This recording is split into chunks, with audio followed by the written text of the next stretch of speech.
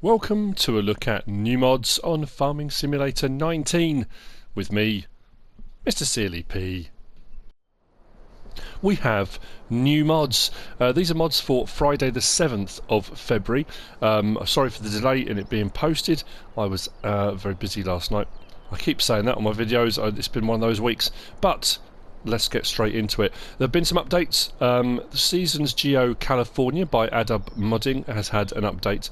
Holmacra 2020 by Pixel Farm North Modding Company has had an update, and I'm going to be doing a video on that that will post later on because that's changed massively. The Lizard Car Trailer by Cashdown18 has had an update, and the Fuel Safe by North Modding Company has also had an update. Check those out in the Modhub or the Farming Simulator website for the change logs on those. New Seasons Geo today is Seasons Georgia by WMRmodding. Again, check that out. It's very difficult. I've said it before, to show what a Geo will do, because it changes so much within a game, so it's best to have a look on the change log. It may be something you've been looking for or waiting for a while. As far as mods go for today, right in front of us we have got the rack. Not a medieval torture device. Actually, that's, you know, not bad at all, is it? And there's a few different racks available in game. There's one that you place and unfolds, and you can fold it up and put it on a pallet and take it away, and those kind of things. There's a few different ones. This is by WMRmodding. It's a rack for storage. It will place all your stuff on it. The textures are nice. It looks like it's been used. It's a little bit rusty and battered around the edges and stuff like that. Looking good. I know not everyone uses them. Some people just put them on the floor. Some people prefer the realism and they'll put all sorts on them. The pictures on the Modhub show it with bales on, with tools and equipment, with pallets, with, you know, seed bags, all sorts of stuff. This you will find under, I think it was it miscellaneous? Or was it placeables? I think it might have been placeables actually. Placeables miscellaneous, yes. So there we go, the rack. It's 250 to buy. It's only one slot, so you could place a few of them if you wanted to use them. And does exactly what it says in the tin. There are no options available. You buy one. This keeps happening. Why did this place the first one? Hang on, over there. There we go. I was going to say, let me place the first one, no problem at all. You can probably get them closer together. I need to zoom in a little bit to do that, but there you go. That's the rack by WMRmodding. Next up, we have got this. This is the Placeable Farm Silo by RitchiF. This is, for all intents and purposes, a multi-fruit silo. It's not too big, not a very big footprint, doesn't take up a huge amount of space, which is really, really nice. Some nice details on this as well. The cover is nice and high, so you're going to get high-sided vehicles, lorries, IT runner trailers, those kind of things under here, no problem at all. I know some people will occasionally unload into a silo if it's by a field with a harvester. They'll swing around and put the header open. Obviously with these support bars here, stanchions I think, that's not as easy to do. It's possible, but it's not as easy to do. But there you go, that's a minor thing, but nice looking mod, nice textures. I'll grab my tractor. The unload and load are both in the same place. You haven't got to go around one side or the other to do it, just all in the same place. This will take wheat, barley, oats, canola, sunflower, soybean, corn, total mix ration, nice touch, silage, grass, hay, straw, pig food, and we're back to start again. What's nice about this is very much like the Mercury Farm Shed Pack one that I use. Because you've got the pipe above and you've got the unload below, if you want to make total mix ration, you can put in your ingredients, your silage, your hay and your straw, and you can put a feed wagon underneath this, a mixer wagon, and you can put each of those in and then unload directly into the silo back into the silo, so you can make your total mix ration as like a total mix ration machine. That's nice, I like that. So it doesn't take everything, it doesn't do fertiliser and seed and all those kind of things, but as far as a multi-fruit silo goes, and the fact it does all the forage stuff, that's nice. It doesn't do wood chips and, you know, so I know there will always be people say, oh, but it doesn't do this and that, but as far as a multi-fruit silo for forage goes, I like it. It doesn't take a huge amount, but the price isn't too bad either. This you'll find under silos. The small silo multi-fruit, it's only 50 grand, which isn't too bad either. Price is pretty good. 100,000 litre capacity. So you can put a couple of these next to each other. 100 grand, 200,000 litre capacity. not bad at all. There are no options available. You get what you get, and you place it where you need to place it, providing the landscaping's okay. That is, did I say how many slots it was? It's 9 slots, which as well isn't particularly high. So pretty good by RitchiF. There we go. Moving on, as the thumbnail suggests, it's the Ponz Zoo today, and it is. We have got the Ponz Bear there, and the Ponz Elephant King. So a bear and an elephant. So that's why I've just put zoo. It made me grin. These are 2 new mods from WMRmodding company for RitchiF Forestry. These are going to help out. These are the biggest, beefiest and chunkiest they've brought out so far. We have had a few different, as far as this one's a tree harvester. Quite a different looking design from the Ponz Scorpion King. And this one's a forwarder. I know we have had various different forwarders with different clam bunks and extendable bunks and wider bunks and longer bunks and all those kind of things. So is the bunk bigger than any of those? Not necessarily, but there's a few options available. We'll start off with the Ponz Bear. I like this. It has a very kind of chunky, solid look to it. You know, there's loads of options for the chains, the colour of chains and tyres and tracks and all sorts of things. Serious looking bit of kit, this. This you'll find obviously, well I say obviously, under forestry equipment, forestry machines. So here we've got the forwarders, but we're looking at this first. We're looking at the tree harvesters. We've got the Scorpion King at 440,000, 286 horsepower, 11 slots, and we've got the Komatsu 931XC at 435. These have the front boom arms. The lean over the cab. The cab's slightly different, but if we go across a bit further, we've got the Bear. Is only 380,000, so it's 60,000 cheaper. As far as slots go, this one's 16. The Elephant King is 15, so not too many more slots than the standard in-game version, which is pretty cool. Options available. We can change the main colour to any one of those. We've got a couple at the top here. We've got basic black. We've got a Ponz new yellow, which is one did I go for that?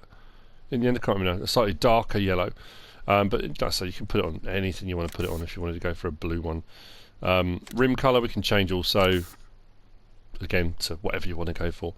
Tyre options, we've got knock-ins, and they come with those tyres, the Forest King F2 FR. And then we've got Ollisfords. Now, we've got the Pro Grip Blues, and we go through all the selections. We've got the FR, zoom in a little bit. You can have it with the track and tyres at the front, without any covers and tracks, double tracks, slightly more extended. They're more pronounced on the actual tracks themselves. Then we go on to silver, and we go through the options on silver. Then we've got red, then yellow, and then back to blue again. So there's a few different options depending on what colour you go for, what will match up, what you might like. Then we've got an option on the front. We've got blade and guard removed. Blade and guard. Guard goes over the engine bay, and the blade you can raise and lower to either push logs or to raise up a little bit if you wanted to have it as a more kind of static thing. You can have guard with no blade, blade with no guard, and then back to both of those. So let's come back out. So let's get in it. Start it up.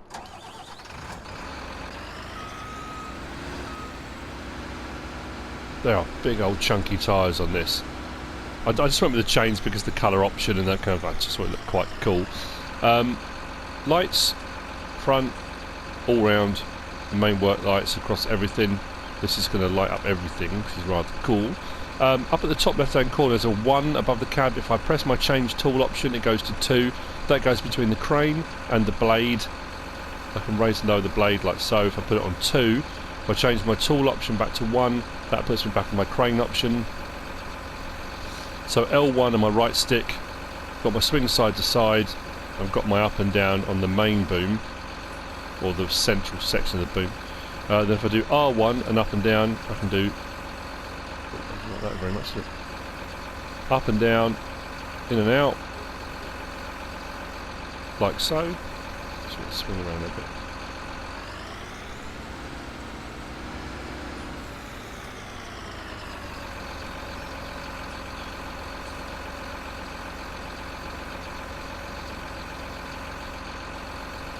And then L1, R1 on my right stick, I can rotate the head. Like so. Now what I can also do, I think if I go up and down, I can open and close that, which I can't remember if we've had that before.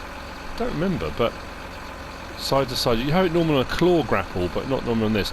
Turning the header on and off, that's now on, that's off, which you normally do to open and close it and start the header up to get it working. If I do L1, R1 on my left stick, I can't remember which way it is, side to side, I can adjust the angle of the head that way. So that's L1, R1 and my left stick side to side. So if you do drop a log or there's a log on the floor, you can come down to the log that's on the floor, rotate the head in the position you want, and you can then do the cut option, pick it up and away you go. So that's pretty handy. I do like those options on these heads. Let's go back up. As far as in-cab goes, we've got nice detail inside. Lights go on, you get a little bit come off on the dashboard, the side panel, just like so. L1, R1 and X changes your seat position, so it puts it around like so. So if you want to operate the crane like this, you can. Now this puts the camera in cab, so you're just inside and the camera position is here. If I change camera again, it puts me on the track section, so I can turn my head in here, but the camera is kind of more on the pivot on the actual track itself rather than the cab itself, which is pretty cool. I like that. Then we can go camera left and then back out again. But if we go back in, we can change the cut length. Goes all up to 15 metres, I think it is, in 1 metre increments, up to 15 metres, then we're back to 1 metre again, so it will do up to 15 metre cut lengths. That is a nice view. I do like that for doing logging and stuff. It does make life a little bit easier, I think, but that's just a personal opinion. This may not be your cup of tea at all. L1, R1 and X changes our position again, and we're back to where we started. So let's bring that boom back in, bring it all the way forward like that, drop that right the way down like so.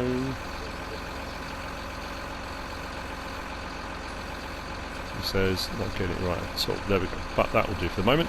So that's the Ponz Bear by WMRmodding Company, which brings us on to the Ponz Elephant King, which, like I said before, is a forwarder. Now options are pretty much the same as the other one. All the options on tracks, you can change the colour, all those kind of things, which is very nice indeed. Now as far as in store goes, again under forestry machines, so we got the two forwarders we get in game, the 875 and the Buffalo, 221,000, 216,000. That one runs 11 slots, that one runs 26 slots. The Elephant King, which is just here, 270,000, puts it a little bit more expensive, 354 horsepower, and it only runs at 15 slots, so it's less slots than the Komatsu, which is an interesting one. Like I say, options available are pretty much the same. We can change the rim colour, we can change the main colour. Now on this one, where it says design, that is for the supports on the back. So I can change the support colour and the crane colour if I change design, like so. Again, that's your personal preference. Then you can have load space 1, which gives you this one, which is the first option I went with, or load space 2, which is a more conventional load space.